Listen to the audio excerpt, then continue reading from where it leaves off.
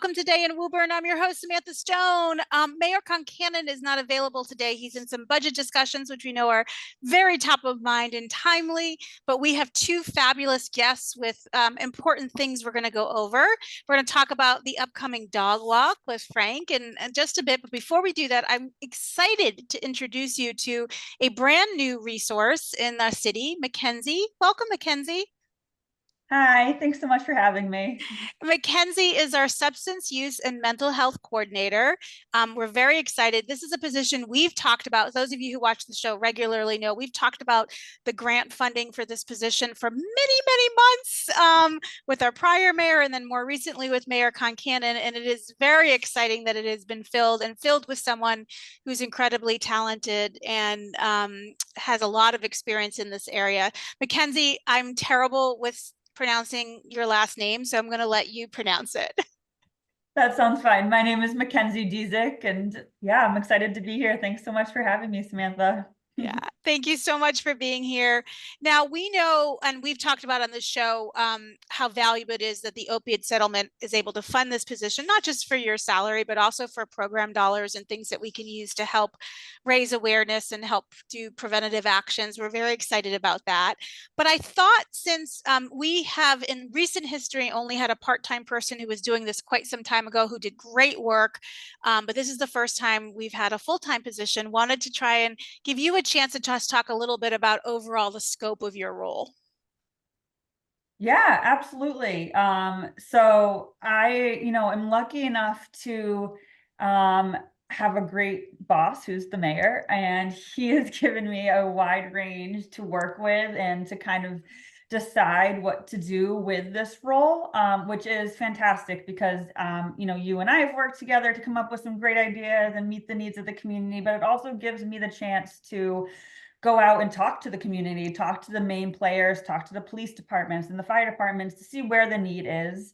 And that is really going to drive where this program heads. So, my background is in Lowell, Massachusetts. So it's a different community. And so I want to really fit my program towards the needs of Woburn. And so I've gotten the chance to meet a bunch of fantastic people, a lot of great service providers in the area, different city departments, and there's already some great programmatic ideas out there. So my goal will be to do some big programming and work with providers on a macro level, but I'm also here to support the community on a micro level. So someone walks in and they need some help with mental health or substance use concerns for themselves, for a family member, just for some general advice, my door is open for that too. So, it's great because I get to meet a lot of great community members as well as providers, and everyone that I've met has been amazing so far.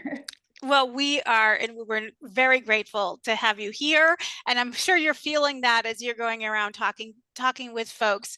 Now, you've already jumped in on a couple of things. One of those things is drug disposal kits that are designed to help properly dispose of extra medications and things. I would love for you to talk a little bit about what those things are and how people can get a hold of them. Yes, absolutely. So I actually have some I can show. I have 3 different sizes. This is a large, this is a small, and then there's kind of a medium in between. So these kits are really cool. The way it works is you can come pick them up from my office right now, but we will be distributing them around Woburn. And what you do is you tear off the top and you can pour in any type of prescription medication. So whether it's a controlled substance, whether it's an opioid, whether it's Tylenol, anything that's expired or unexpired, and you pour in some water, and it kind of turns it into a cement type texture, and that deactivates the medication inside. And the reason why that is fantastic is because if you just flush your medications down the toilet, they do get into the water system and it does contaminate the water. So these deactivate it and makes them biodegradable, and it also is very green friendly. So it's a fantastic alternative to having to go to a drug take back day, or if you don't want to go to the police station or wherever they do have places to drop old prescriptions, these can come in handy. They do not expire, so you can keep them on your shelf for as long as you want. They have small ones if you're getting rid of a little bit of prescriptions. If you have giant bottles of prescriptions, you can pick up the larger ones. And it's, like I said, it's a fantastic resource for you to have, and we're giving them out for free to kind of just spread awareness about, really getting rid of prescription medications in a safe way. I think some of the trouble and where this kind of was inspired out of was, children getting their hands on medications that they shouldn't be having, whether it's accidentally or intentionally, the medications falling into the wrong hands, and being, toxic or being abused by, the wrong people. So I can't stress how much of a resource that I think everyone should have some of these. They do come with instructions on the back that will explain exactly what to do in case you don't remember. But I'm going to start rolling these out and put my contact information on them too, in case anyone wants to get a hold of me. But the people who I'm hoping to be receptive of these is going to be the Board of Health, dentist office, doctor's office, any type of service provider that, is a community, as a human services provider. These will be there as a resource for people to take as they like. I really appreciate it. Many of the folks who watch this know I had surgery not that long ago, and I was given pain medication that luckily I didn't really use much of. So that was a good thing. But I have a bottle of pills that should be disposed of properly. And so this is a great kind of use case for that. So I'm really glad that we have these at our disposal. We do have the drug take back days and places in the police station that people can continue to use, but this is a nice place for someone who doesn't necessarily have transportation, or you have a bunch of it, or you just don't want to be bothered to take that drive or walk. This is a nice alternative way to do it. 100%. And like I said, it's completely green. So and it's a plant-based pouch. So the carbon footstep is tiny. I love it. So one of the things that you mentioned at the beginning, and I know you've been involved with, is our police and our fire department. I thought it'd be helpful for people to understand how you work with both of those departments today, and the kinds of things that you're partnering with them on. Yeah, absolutely. So, referrals to me can come from anybody, from, someone walking off the street to, our emergency services like police and fire. And, the truth of the matter is, I would say the majority of the calls, the emergency calls that police and fire are responding to are mental health or substance use related. And so, my background comes from working with police departments and being a resource as a clinician for them. And that's something I'm hoping to kind of carry over into this role. So, I've been working with both chiefs who have been fantastic and very receptive of my programming. I'm working out of the police department twice a week already, doing follow-ups on anything mental health related or substance use related, or even, grief related. If someone who has recently lost a family member or a friend, I'll go and offer services. And, the way that I'm kind of collaborating with them now is I've met many of the police officers and they have my phone number, and they just, shoot me a message. Hey, I think this person needs a follow-up. Can we go and do it? And it 100% will be going. If there's anything substance use related, I have a little goodie bag that I put together for them with resources. If it's opioid related, I have some naloxone I can hand out. I'm a certified Narcan trainer, so I can train anybody on using the Narcan. As well as just having a conversation with them if they're ready, if they're receptive to it. The cool part about my job is that if someone's not ready to, engage in these services, that is completely fine. And they take a card and they know I'm there when they need me. But, everyone's been super receptive so far and excited about the position. And I think it was a long time coming for Woburn. So it's exciting to be doing it. Yeah. And something that you mentioned, but I really think is worth calling out, because I see already how its value is absolutely somebody who's having mental health concerns or substance use concerns. You are a resource for them, but you're a really good resource for family and friends who sometimes feel sort of despondent and don't know what to turn, and some of the obvious things that they've tried aren't working, and sometimes they need a place to call and just some help and some direction and some referrals, and you're a wonderful resource for that as well. Yeah, I hope so. I hope so. You know, I kind of like to be, you know, the set the switchboard, right? So like listen to what their needs are and just give them the options and let them make the informed choice. And Mhm. sometimes all they need is an ear, and I'm happy to be that too. Yeah. Yeah. And I think, that's similar in terms of community outreach overall, whether it's the senior center through a veterans office, myself, you, is we're here to listen and help and connect people to the resources that can help, whatever those things may be. Sometimes that's just listening. So that's all somebody's ready for right now. Sometimes it's actively connecting. And I think it's great that we have this experience now with us. You're also working with a number of community partners who have been in Woburn and operating here for some time. Tell us a little bit about who you've been connecting with. Yeah, so I've been working, well, really closely with the Board of Health nurse because, you know, she's kind of been doing this role, you know, before I came Okay. in. You know, the providers like Arbor Counseling, Lightworks, I just went over and saw their facility, which is beautiful, which is another mental health agency. You know, just everyone is wonderful. I just talked to the council of social concern, which was fantastic, and Respond. I actually share an office with Respond, which is a domestic violence resource for people in the area. So Brianna is the Woburn girl and the best office buddy. So, you know, one of the things that I saw, you know, Woburn might be missing is, you know, that interagency collaboration, because there really are a lot of resources here in Mhm. Woburn. And so one of the other things I put together is kind of a Woburn resource meeting. So it'll happen once a month. All these different resources, stakeholders, providers in the area will come, take a 5-minute spiel on, you know, what they're doing, what services they provide, what events are coming up, what updates they have. And it will really, you know, improve, hopefully, the interagency collaboration, help people network, say, oh, I might have somebody who I can send your way, or something like that. And I've seen it work very well in other towns, and I'm excited to kind of bring that to Woburn. That's great. Um, you also, the nature, sometimes people are really comfortable and open about what they're struggling with, and sometimes people want really private, confidential conversations. What are some ways people can reach you that might allow them to have a little bit of a quieter conversation? Yeah, absolutely. So I believe my email and my phone number are up on the city website. So those are both confidential lines. Even the voicemail is confidential. I think we're also going to get a form set up that is also going to be confidential if you want to just submit, you know, the basic information with your name and phone number and how I can reach out to you and get a hold of you.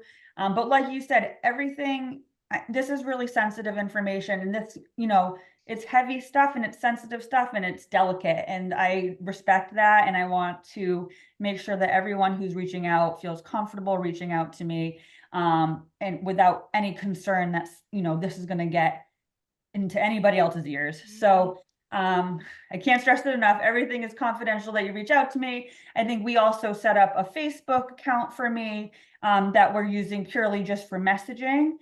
So again, that is confidential. That goes directly to me. I asked just to send your name and phone number, and then I can call you on a secure line and we can have a further conversation about how I might be helpful for you. That's great. And you have some happy news, right?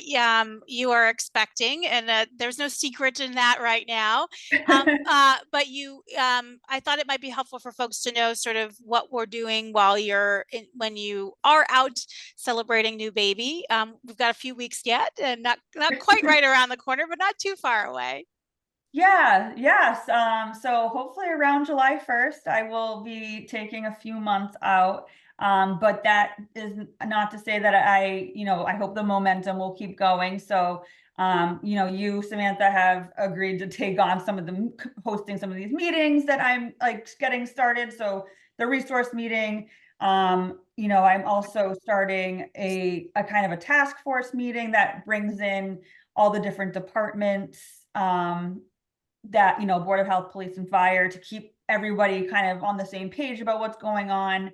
And I also have a nurse practitioner who is going to be joining us as part of his I guess, thesis research for his doctorate, who has a lot of experience in Woburn, has already worked with the police department a whole bunch, and he's going to keep kind of, I'm going to pass the torch to him for the few months too as well, and he already knows what he's doing. So there's always going to be a resource, and someone, someone to be reaching out to help with whatever information, referrals, beds, programming, whatever you need. There's someone going to be there. Great. Excellent. We're so grateful for that and the work you're doing to prepare for that. Before I let you go, any events or upcoming other things you want to just let folks know about? Yeah, so I mean, the drug disposal packets, we're hoping just to finish up and get these out. Like I said, they should be in a lot of places around Woburn, but they're definitely going to be in our office in City Hall. So if anybody is interested in coming to get a handful, learn more about them, ask a question, please do. We have all different sizes. We have informational packets to go along with it. So it's very easy to use. We also are looking to host an event in June, although we don't have the exact date nailed down yet, but it will probably be around the beginning of June, where we're going to have a movie showing of Methadone Mile, which viewer discretion advised in terms of little ones coming. And we'll actually have the producer of that film coming to do a quick FAQ, and then we'll have a panel of some of the major players in the area who are substance use providers or advocates in the area, to answer some questions. And I'll be there to kind of be giving out these pouches just to get to know some people. So I really hope to see a lot of the community there, and we'll get that date published hopefully on our website and on our Facebook pages so everyone can know the details when those are finalized. That's excellent. Mackenzie, thank you so much for joining us today, but also for joining our city. We're very fortunate to have a resource like you on the team, and I'm grateful that you could share a little bit with our audience today about all the work that you're already doing. Thank you so much for having me. Excellent. Next up, we're going to completely switch gears. Welcome, Frank. We're going to talk about puppies. Or dogs in general. So tell us, we've got a dog walk coming up. It's the first one. I love that you called it the first annual. So we already know it's going to become a tradition. We love our pets here in Woburn. Tell us a little bit about what a dog walk is and how we'll be having fun with that soon. Well, this is the first one. So we're trying to keep it as is in progress as a walk. So we're going to be centered at the Lions Park, and we're going to have the booths to register or pre-register, as well as vendors and the Lions cooking food for sale. And basically we're going to have you walk by, register, see the booths, visits, take some pictures to enter the contests, and keep walking. I think that sounds really fun. And I will say, I was the recipient of a Lions Club cooked burger on Conservation Day Saturday while I was there, and it was certainly yummy. So that is definitely an incentive to be there. Yeah, all the money we're raising is going to, this particular event is going to Braille Press, which is the books for kids to learn to read that are blind, and also to support blind guide dogs. So, the dogs cost money to get trained and to raise, and they're very important to a lot of people who need them. You see a lot more people using, dogs for different reasons, but especially the blind are the first ones to get involved with dogs, and they cost a lot of money to train. Yeah, a real service dog, guide dog is an extremely expensive investment, but also really very valuable to someone, and really increases independence for folks who are visually impaired. Yeah, I mean, we get to see them a lot when we have our beep ball or blind softball tournament, because we have teams from around the Northeast. So there's like maybe 50 to 100 dogs there. It's pretty cool. So one of our new members, Kevin Barron, he's helped coordinate this, and he ran the marathon to help raise money for this. So we're looking forward to this event.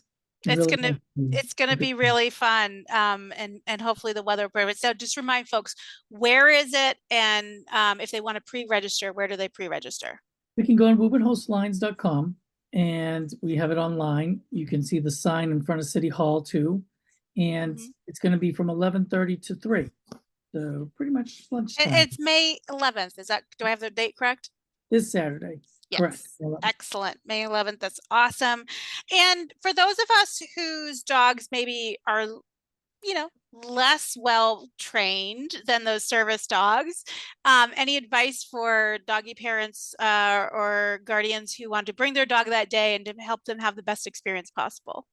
Well, the goal is to donate to charity, but you also get a dog bandana, and you just got to you have to know your dog and not to, we're trying not to have any congregations of dogs, so there's no dog fights, and it's more of a walk, not a stay. Yeah, So, I like that. And, our normal leash rules, bring your dog on the leash and such. Yeah. Yeah, that's fantastic. Frank, thank you. And thank the folks, the team have been working hard on this for bringing this to Woburn. It sounds like a lot of fun and also a very good cause to support. So I would encourage people to bring their pups. And if you don't have a pup, but you like dogs and you want to help, come on down, grab a bite to eat, make a donation, anything like that. Thank you very much. Hope to see you there. Thank you. Thank you, Frank, so much. And Bye-bye. Woburn, as always, please continue to take good care of each other.